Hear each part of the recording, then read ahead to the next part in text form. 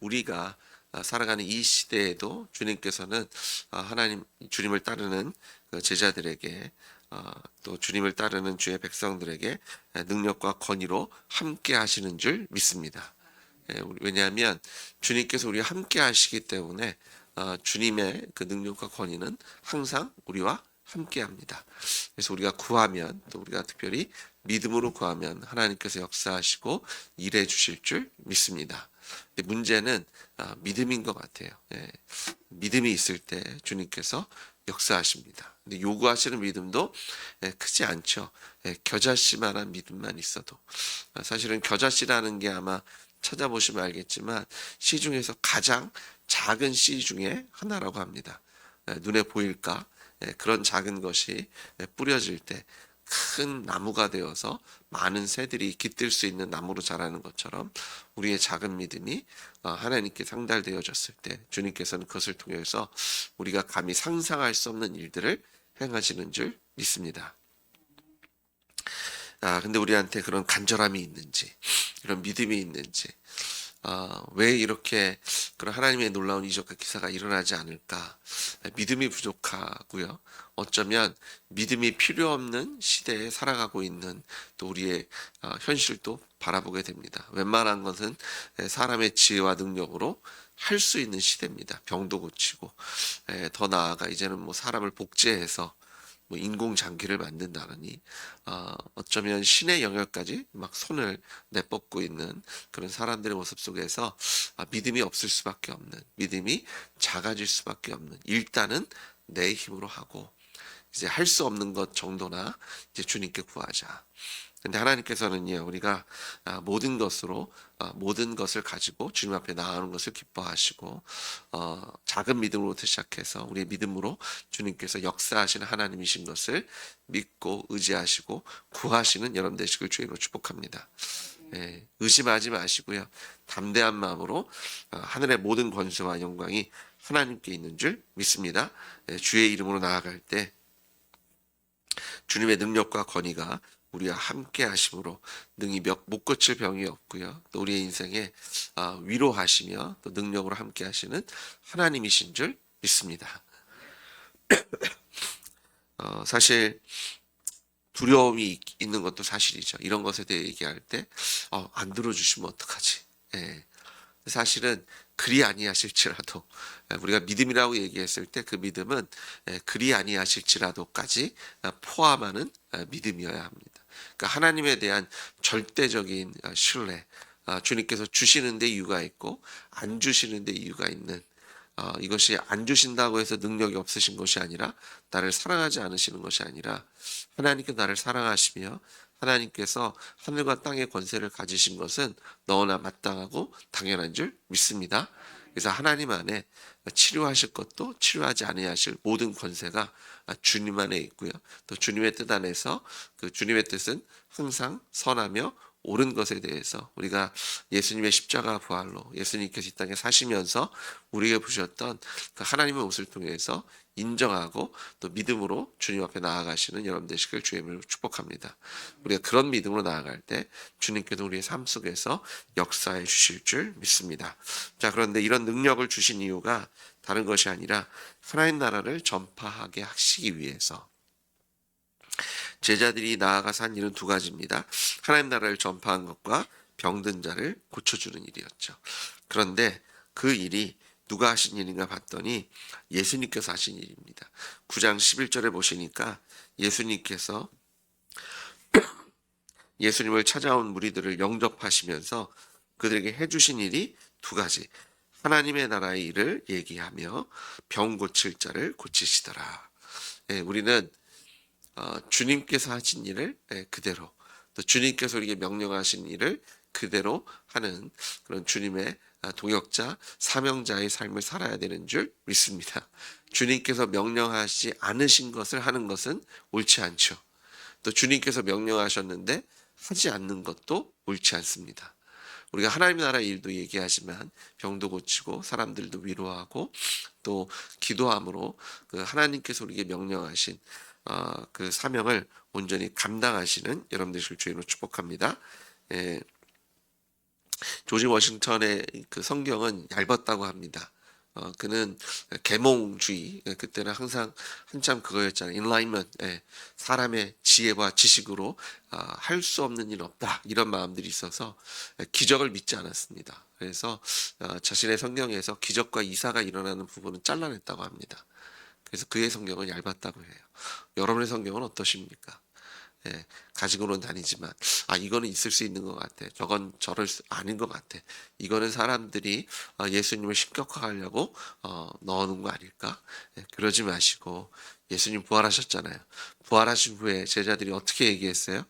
성경과 예수님께서 하신 말씀을 그대로 믿었습니다. 오늘 그 제자들의 부활 신앙이 우리가 동일하게 역사하셔서 우리의 입술로 하나님의 모든 말씀에 아멘하는, 하나님께서 말씀하신 것에 순종하는, 하지 말라고 하면 하지 않고요, 하라고 하시면 내가 이해가 되지 않아도 그것에 순종하시는 여러분 되시길 주로 축복합니다. 제자들은 철저하게 주님께서 명령하신 일들을 수행하게 되고요, 그들이 순종했을 때 하나님께서는 제자들을 통해서도 역사해 주십니다. 오늘 우리가 주님께서 주신 명령대로 하나님 나라의 일을 이야기하고 또 병든 자를 위해서 명령하신 대로 함께 모여 기도할 때 주님께서는 하나님의 은혜와 사랑과 능력을 행해 주시고 하나님의 뜻을 이루어 주실 줄 믿습니다. 그런 능력들이 계속해서 전파되고요. 주님께서 주신 몇 가지 사항이 있는데 아무것도 가지지 말고 나아가라고 얘기하죠. 지팡이나 배낭이나 양식이나 돈이나 두벌옷을 가지지 말고, 그리고 어느 집에 들어가든 그냥 집에 들어가서 그곳에서 거하면서 복음 전하고 병든 자를 고쳐줄 것을 명령하십니다. 그리고 떠나올 때는 축복하고 떠나고요. 마가 요한복음을 같이 좀 섞어서 보면, 그렇죠. 그리고 영접하지 않으면 신발에서 먼지를 털어버리고, 근데 이것이 어떤 유대 사회에 있었던 그 시대의 표현이라고 합니다. 이제 너와 나는 아무런 상관이 없다라는 것을 표현할 때 그렇게 신발에 있는 발에 먼지를 털어버리는 것으로 표현을 했다고 하는데요. 예수님께서는 그들에게 복음을 전하는데 필요한 것 없다. 왜요? 하나님께서 함께 하시기 때문입니다. 하나님께서 공급하시기 때문이고요. 또 하나님께서 이 일을 주장하시기 때문에 걱정이나 근심이나 두려움 가질 필요 없이 담대한 마음으로 나아가라고 명령하십니다. 저희가 이제 3월 23일 첫 전도를 나가려고 합니다. 두려우실 거고요. 한 시간을 어떻게 때우지? 몇 명한테 이야기를 할 수 있을까? 사람들이 나를 어떤 모습으로 바라볼까? 제가 이번에 군대 간 형제랑 잠깐 교제할 때 그 신학교에 자기들끼리, 동아리까지는 아니고요, 자기들끼리 전도 나가는 팀이 있다고 합니다. 그래서 노은역에 나가서 찬양도 하고 복음도 선포하고 이렇게 전하는데, 처음에는 거기가 학원 가잖아요. 그래서 아이들이 문을 열고 막 욕을 했대요. 시끄럽다고.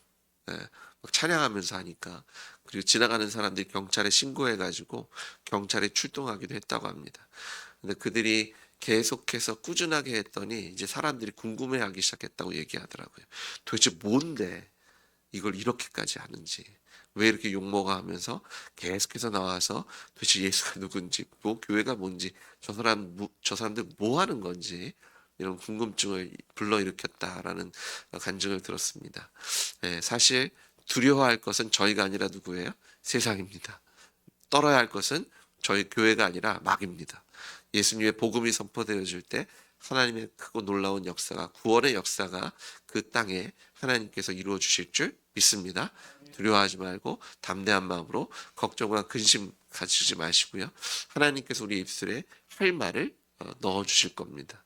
우리에게 담대한 마음을 주실 거고요, 또 우리가 사람들을 만났을 때 나도 모르는 하나님께서 우리 안에 넣어 주시는 그런 지혜와 지식으로 채워 주실 것을 믿으십시오. 그리고 받지 않으면 누구 손해예요? 그 사람 손해입니다. 저희는 저희의 할 사명을 다한 거고요. 받지 않으면 그 모든 잘못은 이제 그 사람이 고스란히 떠안아야 돼요. 근데 우리가 전하지 않으면 전하지 않은 것에 대한 책임을 우리가 져야 합니다. 그래서 우리가 전도하러 나가는 것은요, 어쩌면 기쁘고 속 시원한 일입니다. 마음의 부담감을 없애고 빚진 자로 살다가 이제 드디어 빚처리 다 했다. 그래서 하나님께로 주신 사명을 감당해 나가실 때 하나님 우리에게 참 기쁨과 무엇보다도 복음의 능력으로 함께해 주실 줄 믿습니다. 자, 그런 일이 일어나니까 주변의 반응을 보세요. 헤롯이 이 얘기를 듣고 혹시 죽은 침례 요한이 다시 살아난다. 또 사람들이 엘리야가 나타난 건가? 이제 드디어 마지막 때가 왔나? 메시아가 오시려나? 옛 선지자로 한 사람을 하나님께서 이 시대를 불쌍히 여기셔서 보내신 건가? 네, 별별 이야기들이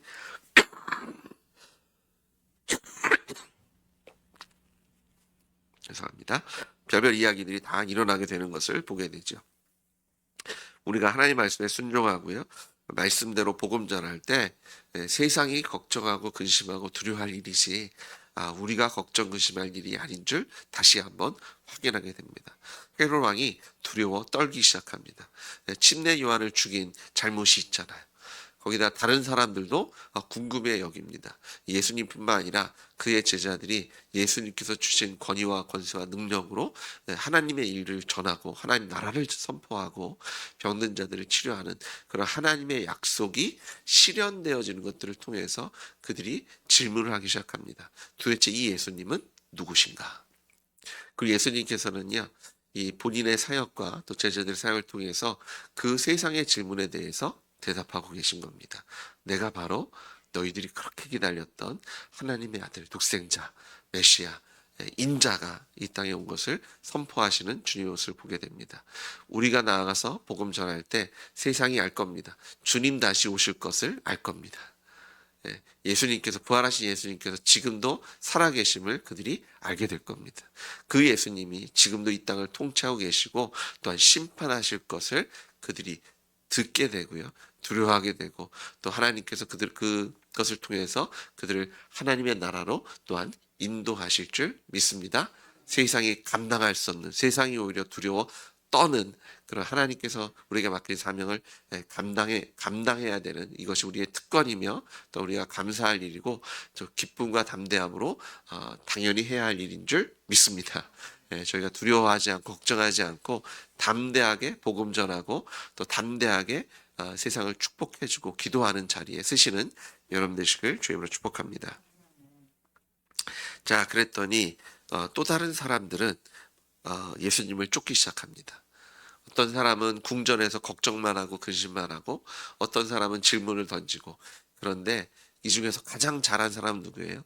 이름은 알려져 있지 않지만 무리가 알고 따라왔거늘 예수님을 쫓는 자들입니다. 그들은 예수님을 따라다니기 시작하죠. 그런데 예수님께서 그들에게 보이신 반응이 너무나 감사한 것이요. 단어를 사용하시는데 영접하사. 저는 이게 얼마나 큰 위로가 되는지 모릅니다. 우리가 예수님을 영접할 뿐만 아니라 우리가 주님 앞에 나아가면 주님이 우리를 영접해 주시는 것을 믿습니다. 주님이 우리를 기쁨으로 영접해 주십니다. 왜 왔어? 귀찮게. 아니 그냥 있다가. 저희가 손님 대접할 때 급이 있잖아요. 근데 주님께서 우리를 최고의 손님으로 아니요 가족으로 받아주시는 그 하나님의 사랑이 이 영접이란 단어에 숨겨져 있는 것을 바라보게 됩니다.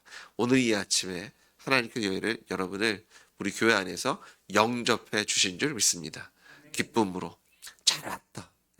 나와 함께 하자. 나와 함께 먹고 마시고 이제 창고를 열어서 필요한 건 내가 다 너에게 부어주겠다. 구하면 내가 문도 열어주고 숨겨진 것 찾게도 해주고 내가 손잡고 동행하시겠다라고 우리를 영접해 주시는 그 하나님의 사랑을 경험하시는 귀한 새벽 예배 되기를 주의 이름으로 축복합니다. 오늘 마음껏 구하십시오. 마음껏 우시고요. 마음껏 웃으십시오. 주님께서 오늘 여러분을 사랑으로 또 하나님의 권세와 능력으로 여러분을 영접하신 줄 믿습니다. 그런 가운데 그 백성들의 그 사람들의 필요를 채워주십니다. 그들이 빈들에 있었고요. 또 배고픔에 있었는데 약간 기록들의 차이가 있죠. 다른 복음서와 기록들의 차이가 있지만 동일한 것은 5천여 명의 무리들이 있었고요. 또 오병이어 그 떡 5개와 물고기 2마리로 예수님께서 축사하시고 그들의 배를 아주 단단히 아주 배부르게 채워주시고 12바구니를 남겨주십니다. 그런데 주님께서 하신 일은 언제나 식사하면 당연히 해야 되는 거였어요. 하늘을 우러러 축사하시고 떼어 제자들에게 주시며, 아마 주님은 제자들과 식사를 하실 때도요 항상 이렇게 하셨을 겁니다. 하늘으로 축사하셨고 먼저 떼어 주셨을 겁니다. 그런데 그 주님의 이 매일매일 하는 그런 동일한 일들이 그냥 일어난 일들이 아니라 하나님의 은혜와 축복을 주시는, 또 하나님께서 그런 능력의 통로로 사용하시는 것을 보게 됩니다. 우리가 매일 나와서 새벽 예배 드리는 거 별거 아닌 것 같죠. 매일 하는 기도 같고요. 저희가 식사 기도 같은 경우는 뭐 그냥 버릇처럼 하기도 하고요. 잠깐 눈을 감다 뜨기도 합니다. 근데 거기에 무슨 능력이 있을까? 근데 우리가 믿음으로 나아갈 때 또 주님께서 역사하시고자 주님의 때에 주님의 뜻 안에서 주님께서 역사하시면 평범한 식사가 5천 명을 먹이는, 우리가 감히 상상할 수 없는 하나님의 사랑과 능력을 경험하는 귀한 시간으로 삼으시는 이는 예수님이시고 주님이신 줄 믿습니다. 우리가 매일의 삶 속에서 우리가 주님과 함께하는 일을 가볍게 여기지 마시고요. 주님께서 축사하시고 떡을 떼어 주시면 5천 명을 먹고도 남습니다. 사실 5천 명 정도가 아니죠. 남자들만 5천이었습니다. 어린아이들과 여자까지 하면 최소 10,000명입니다. 그 사람들을 떡 2개와 떡 5개와 물고기 2마리로 먹이시는 그 하나님의 역사가 이 매일의 그런 식사와 같은 동일한, 하나님 단지 뭐 매일 하시던 대로 축사하셨고 떡을 떼셨을 뿐인데 하나님 그곳에 하나님의 능력을 더하셨던 것처럼 우리가 매일매일 새벽 제단을 쌓고요. 매일 드리는 반복되는 예배 갖고 항상 찾는 우리 입술에 그냥 백인 우리 입술에 그냥 백인 주여, 뭐 하나님 도우세요, 이런 단어 같지만 이것이 주님께 상달되어지고 주님의 때에 주님의 방법으로 우리의 그 탄식에 응답해 주실 줄 믿으시는 여러분 되시길 주의로 축복합니다. 오늘이 오병이어의 기적이 일어나는 날을 되게 하시는 주님을 믿고 의지하셔서 오늘 기도 응답 받으시고 또 주님 만나시고 주님께서 위로 받으시고 주님께서 치료하시는 하나님의 능력을 경험하시는 여러분 되시길 주님으로 축복합니다. 기도하시겠습니다. 매일 하는 기도이고 식사이지만 우리가 누구와 하며 어떤 마음으로 하고 무엇보다 어떤 믿음으로 하는지가 아버지 하나님